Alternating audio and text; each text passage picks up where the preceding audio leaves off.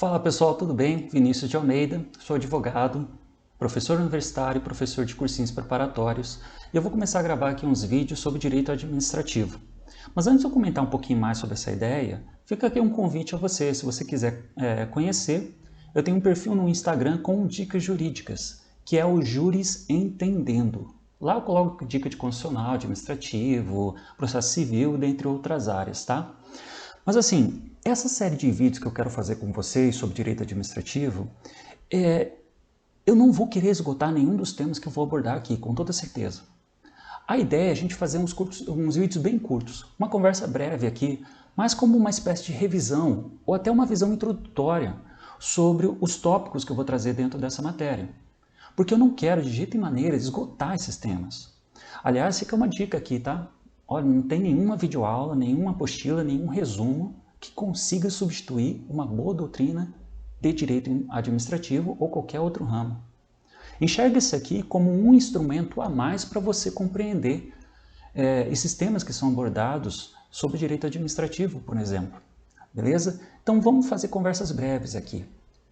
E para iniciar esse nosso primeiro vídeo, eu quero trabalhar com vocês 5 temas, que é a origem do direito administrativo, o seu conceito, os sistemas administrativos, fontes e interpretação. Então, para a gente não perder tempo nessa conversa descontraída, vamos já começar. Quando que surge o direito administrativo? E aí tem um negócio. A doutrina ela é um pouco divergente, na verdade muito divergente em relação a isso, o momento de surgimento exato do direito administrativo. Você consegue observar, com base na doutrina majoritária, que o direito administrativo ele ganha força para virar um ramo autônomo quando nós temos a transição do Estado absolutista para o Estado de Direito. Essa transição é importante porque aqui nós passamos a utilizar efetivamente o direito como uma maneira de limitar o poder do Estado. Tanto é que nesse período inicia aquela ideia de constitucionalismo moderno, que você vê lá no direito constitucional e sucessivamente. E aí, quando a gente faz esse salto do Estado absolutista, aquele lá, o poder totalmente concentrado na figura do monarca, e passamos para o modelo de Estado de Direito, no qual o direito ele tem essa função de limitar a função do Estado, então o direito administrativo ele passa a ter um papel de destaque.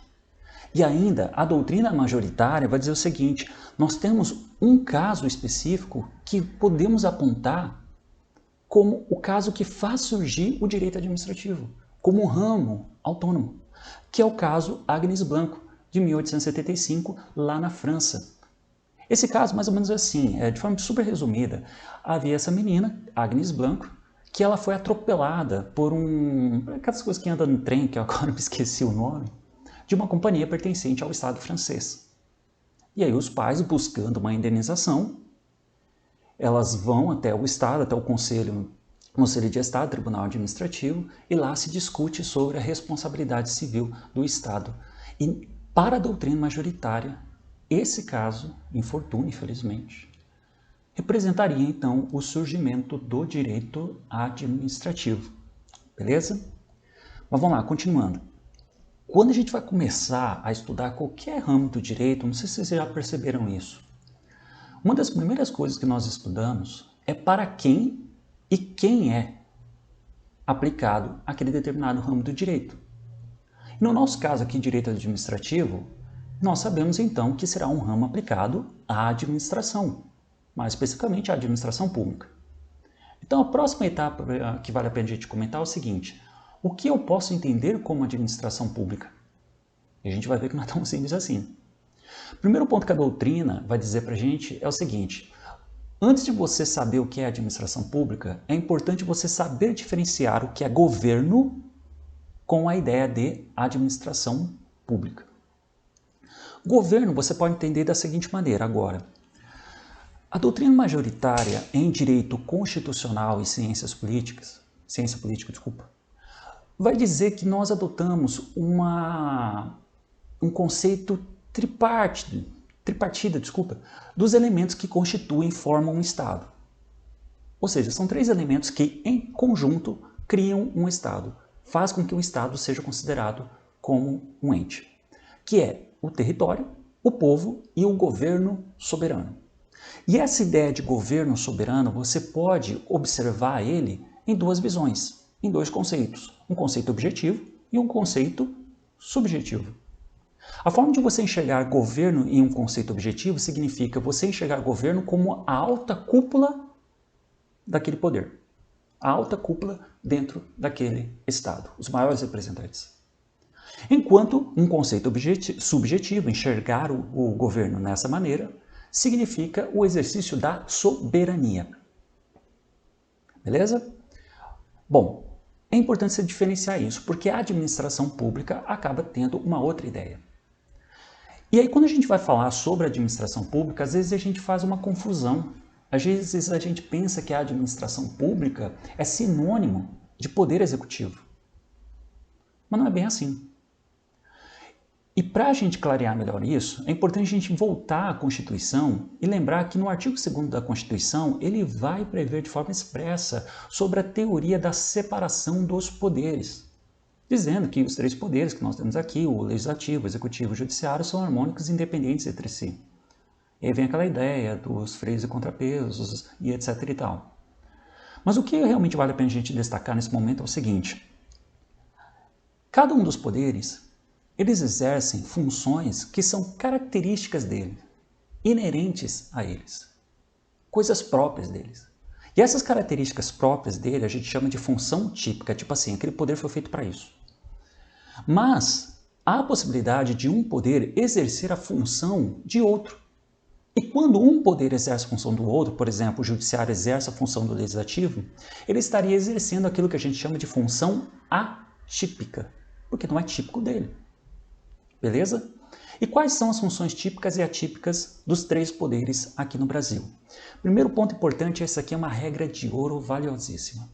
A separação dos poderes, ela não é apenas, o seu princípio não é apenas previsto na Constituição. Não.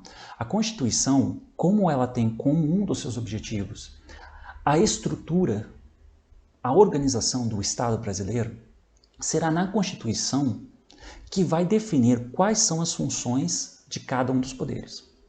Será a Constituição que vai dizer quais são as funções típicas do Executivo, do Judiciário e do Legislativo. E quais são as funções atípicas do Legislativo, do Judiciário e do Executivo. Então não se esqueça disso.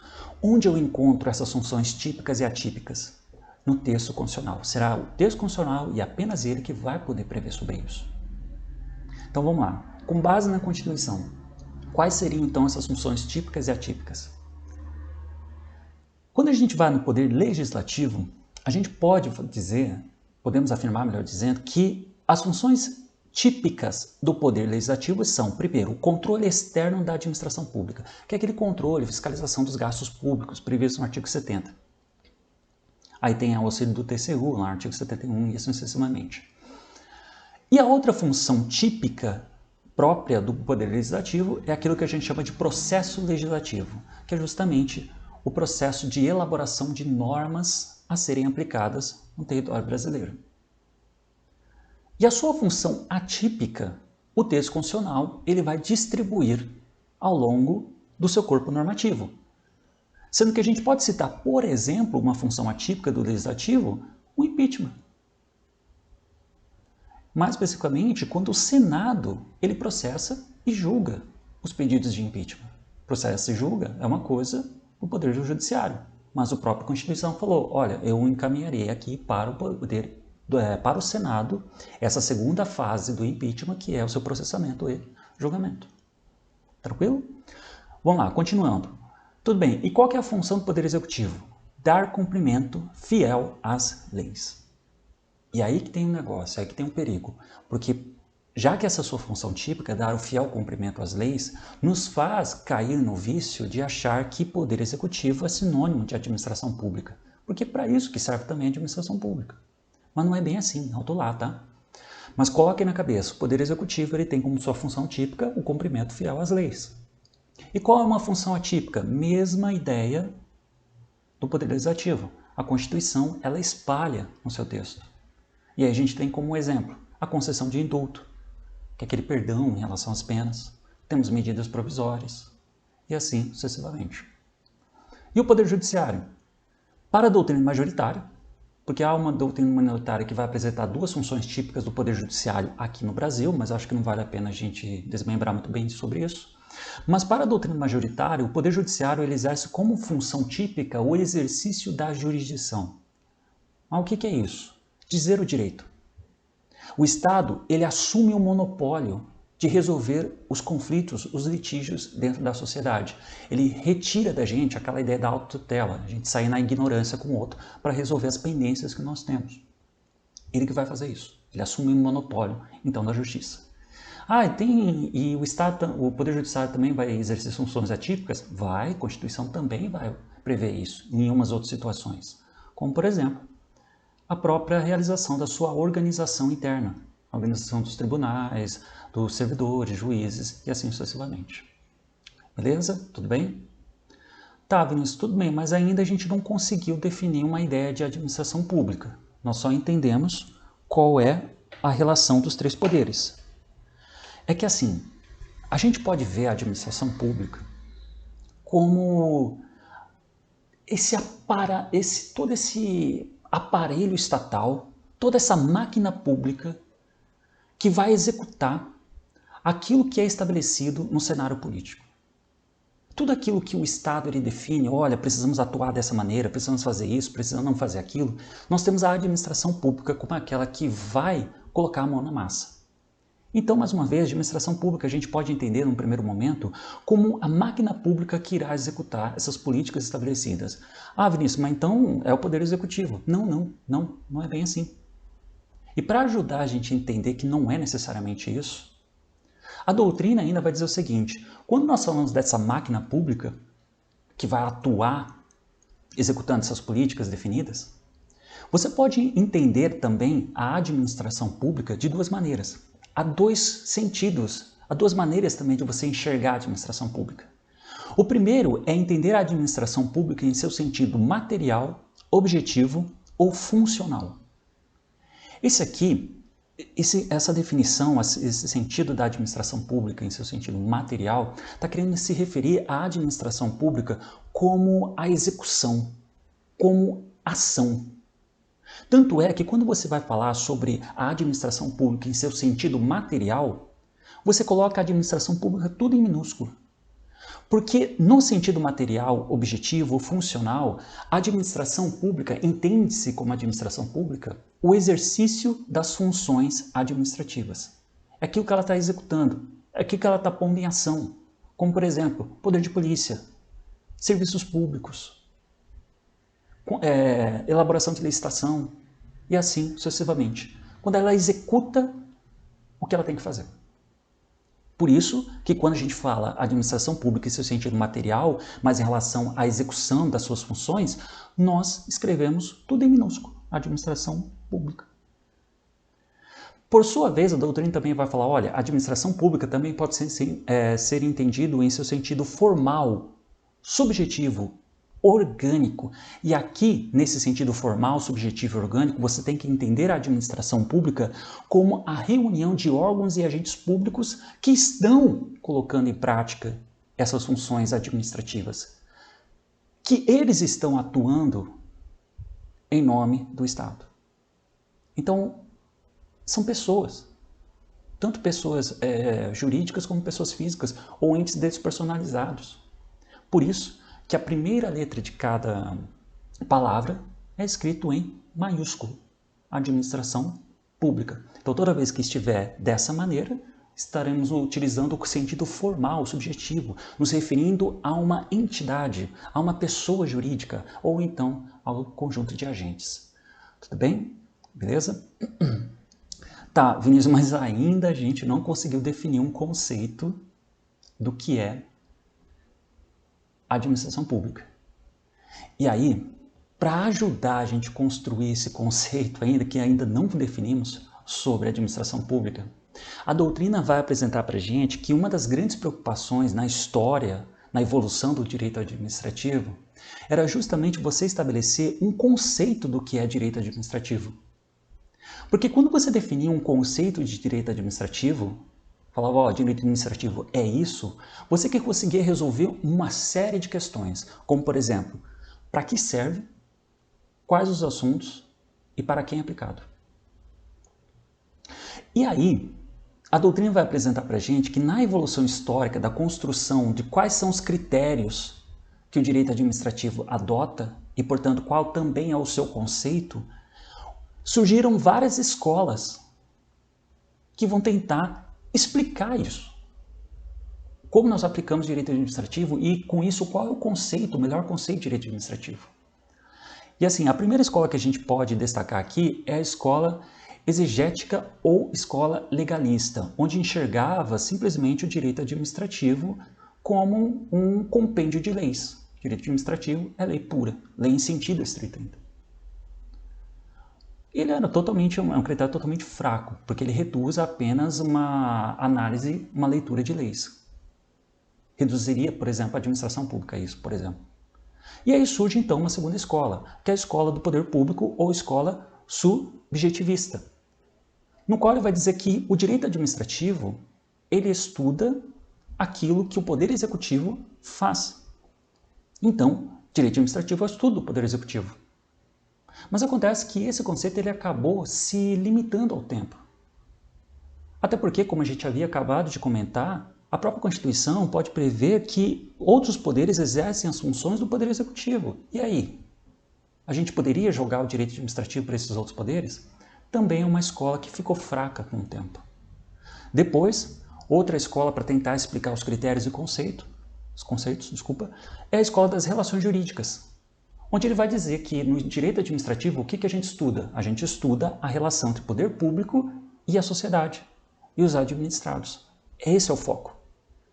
O problema dessa escola é que reduzir a apenas esse estudo, a administração pública em relação aos indivíduos, você excluiria outros assuntos importantes dentro desse ramo, como, por exemplo, a administração pública com seus servidores públicos, a administração pública e a sua própria organização. E aí vem uma outra escola, e uma escola muito importante, que é a escola do serviço público. Inclusive, aquele caso Agnes Blanco, que a gente comentou agora há pouco, ele tem uma importância crucial dentro dessa escola. E na escola de serviço público entende-se que o direito administrativo é o ramo para estudar exclusivamente os serviços públicos. Aliás, isso aqui era uma coisa muito importante dentro do Estado liberal, mas não vem ao caso. Então, na escola de serviços públicos, direito administrativo só estuda serviços públicos. E poder de polícia. E a intervenção do Estado sobre propriedade. E não sei o que. Opa, não é assunto nosso. Só serviços públicos. Também, outra escola, por mais que é extremamente importante, é uma escola que perdeu-se com o tempo. Aí vem uma outra escola, que é a escola teleológica ou finalística, no qual vai dizer que o estudo de direito administrativo é o estudo das atividades prestadas pela administração pública para atingir as suas finalidades, que também acabam excluindo outros assuntos que hoje você também estuda sobre direito administrativo. Por fim, continuando, veio uma outra escola chamada escola negativista, onde vai dizer o seguinte: olha, como está difícil a gente estabelecer o que se estuda em direito administrativo, quem é a administração pública e quais são os seus critérios, vamos fazer o seguinte: direito administrativo é o ramo do direito residual. Tudo aquilo que você não estuda nos outros ramos, tudo aquilo que você não estuda em direito civil, direito tributário, todos os assuntos que não conseguiram ser encaixados em outros ramos, a gente traz para cá. A gente traz para o direito administrativo. Por último, veio o conceito ou critério funcional ou critério da administração pública, no qual vai dizer que, olha, para a gente acabar com essa história, o direito administrativo é o ramo que estuda e regulamenta as funções administrativas. E essa é a escola que atualmente prevalece para buscar a construção de um conceito do que é direito administrativo e o que é a administração pública. Mas o que eu posso entender como essa ideia de função administrativa? O que seria isso? Função administrativa, pessoal, é justamente um conjunto de atribuições que são exercidas pela administração pública, e essas atribuições exercidas pela administração pública, se a administração pública quiser, ela pode transferir para terceiros, para particulares, e Essas atribuições exercidas, elas têm como finalidade atender um interesse coletivo. Então, a ideia dessa escola funcional ou então da administração pública é justamente você estudar o que a administração pública ela faz, sendo ela ou delegando para terceiros, em favor da coletividade. E com isso você percebe que a administração pública ela não exerce essa prestação à coletividade apenas através do Poder Executivo.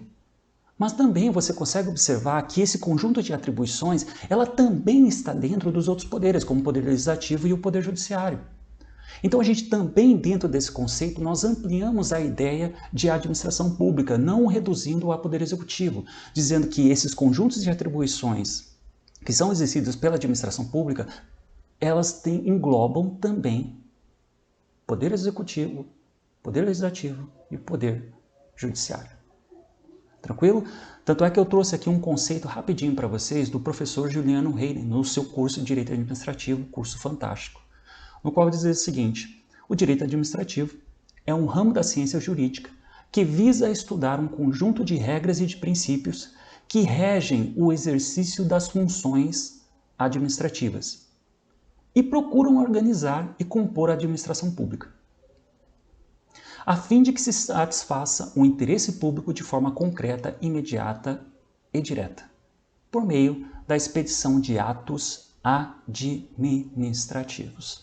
Tranquilo, pessoal? Então, atualmente prevalece esse conceito para descrever direito administrativo e com isso você consegue descrever quais são as atribuições do direito administrativo e o que posso entender como administração pública.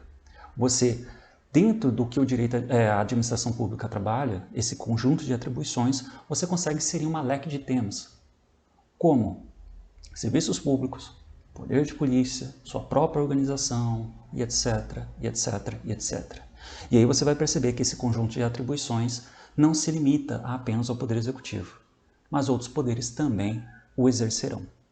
Tranquilo? Então a gente tem uma interpretação ampla da ideia de administração pública. Essa máquina pública pode sim envolver todos os poderes. Lógico, quando o Poder Legislativo está exercendo a sua função típica, que é o devido processo legislativo, ele não está atuando como uma administração pública que vai se submeter ao direito administrativo. Não, porque ele está atuando de uma forma constitucionalmente exclusiva. Mas o Poder Legislativo ele pode sim trabalhar um conjunto de atribuições que aí entra a interferência do direito administrativo, como, por exemplo, quando realiza uma licitação. Agora, pessoal, continuando, um outro tema bem interessante que a gente pode tratar aqui dentro dessa visão introdutória é em relação a sistemas administrativos.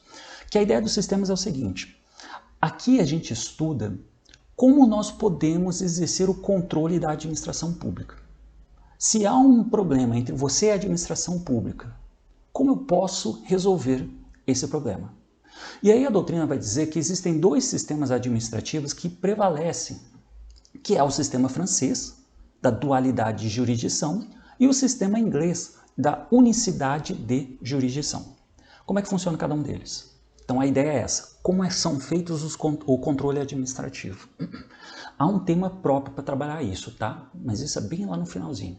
Mas vamos lá, sistemas administrativos, temos dois.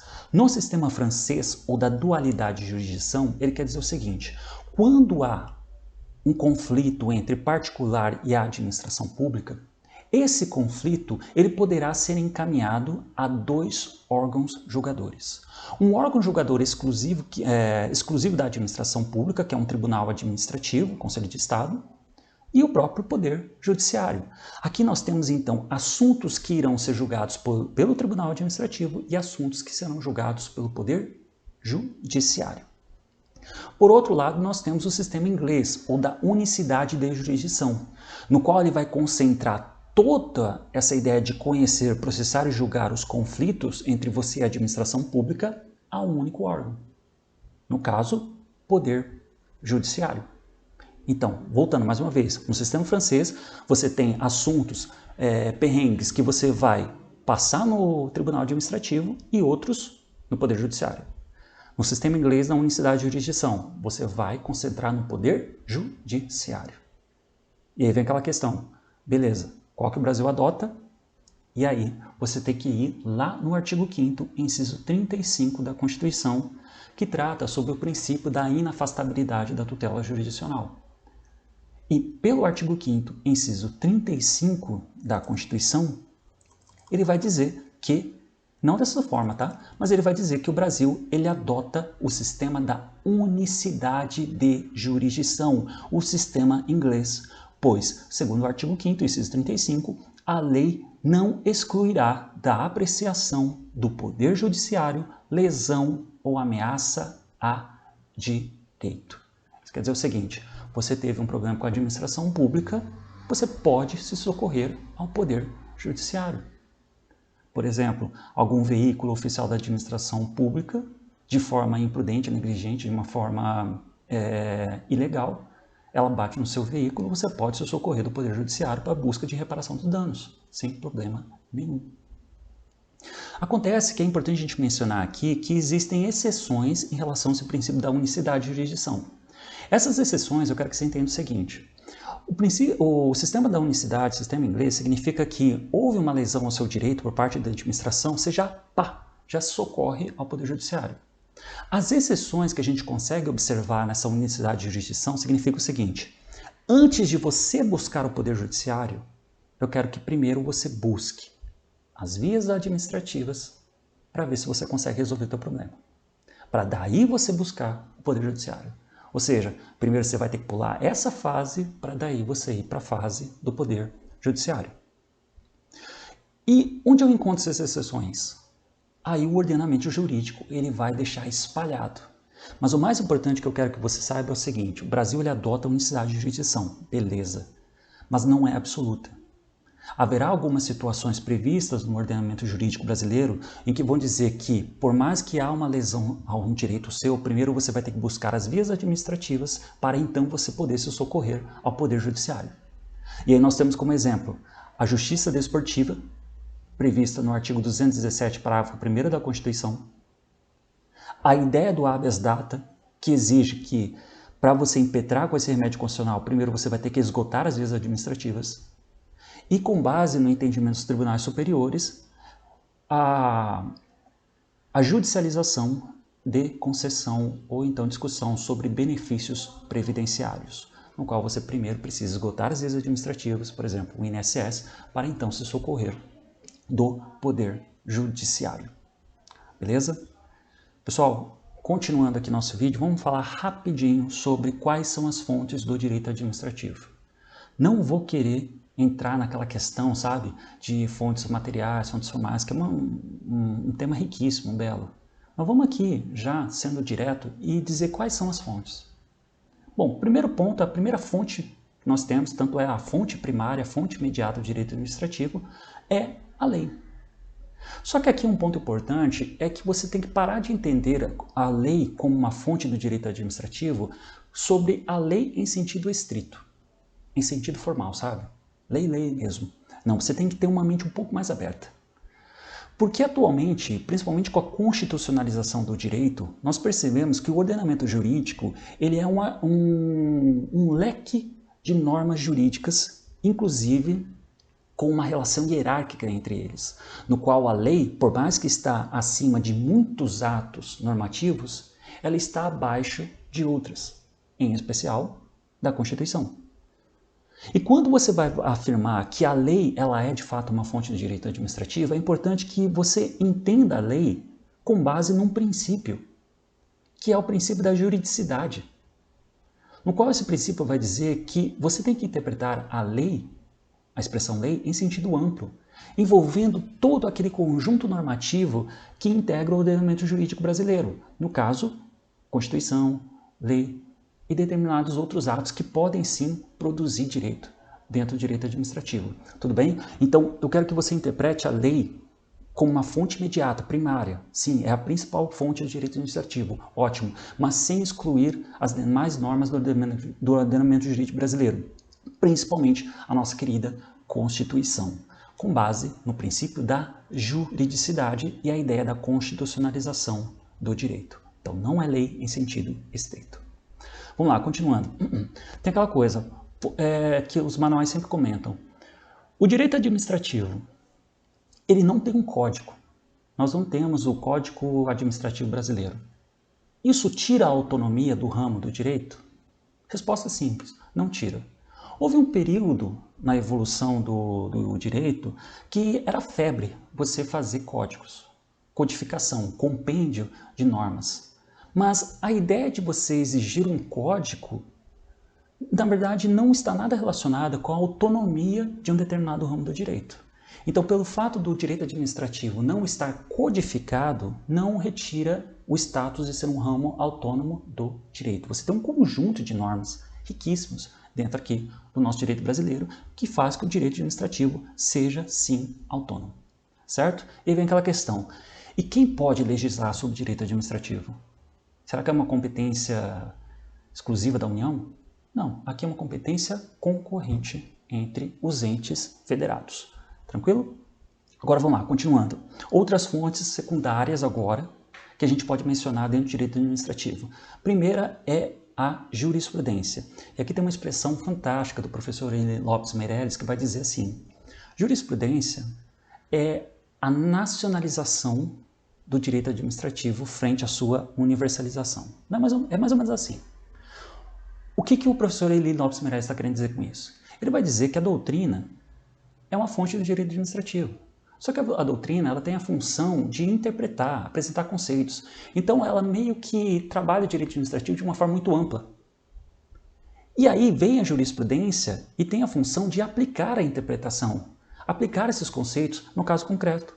Então, quando a doutrina ela trabalha de forma muito ampla, ela trabalha de uma forma universal, a jurisprudência ela trabalha de uma forma mais nacional, mais específica.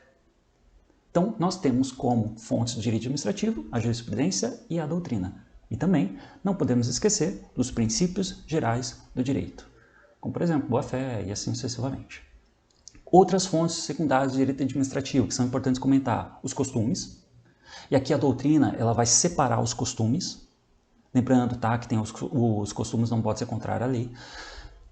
Mas, segundo a doutrina especializada, nós temos os costumes que você pode enxergar como costume social, que é o costume dentro da coletividade, e aqueles atos praticados dentro da administração pública, que elas também podem ser interpretadas como fontes do direito, que são chamadas de praxe administrativas, aquilo que repetidamente, conforme o direito brasileiro, acaba sendo praticado em âmbito da administração pública. Tudo bem? Então, os costumes no direito administrativo, a gente faz essa separação. Os costumes de modo geral, os costumes sociais, e aquele, vamos dizer assim, costume dentro da administração pública, que são as praxes administrativas. Ponto importante também sobre as fontes do direito administrativo é a gente mencionar a possibilidade de parecer da AGU, da Controladoria Geral da União e das consultorias jurídicas e as súmulas da AGU também serem classificadas como fontes do direito administrativo. Por quê? Porque o artigo 39 ao 44 da Lei Complementar 79 de 93 vai afirmar isso. Passado um determinado procedimento, esses institutos que você está vendo aí na sua tela podem sim ser fontes do direito administrativo. Parecer da AGU, súmulas da AGU, etc. e tal. Aliás, até saindo um pouquinho dessa lei complementar e indo para a NINDP, com aquela reforma que teve recentemente, o artigo 30 ele vai mencionar, por exemplo, das súmulas administrativas, que também podem sim ser classificados como fontes do direito administrativo. Então, atenção, parecer da AGU, Controladoria Geral da União e das consultorias jurídicas e as súmulas da AGU e as súmulas administrativas também são fontes do direito administrativo. Bom, pessoal, continuando, aqui a gente vai passar rapidinho como é que eu interpreto o direito administrativo. Mais uma vez, não vou comentar aqui com vocês aquelas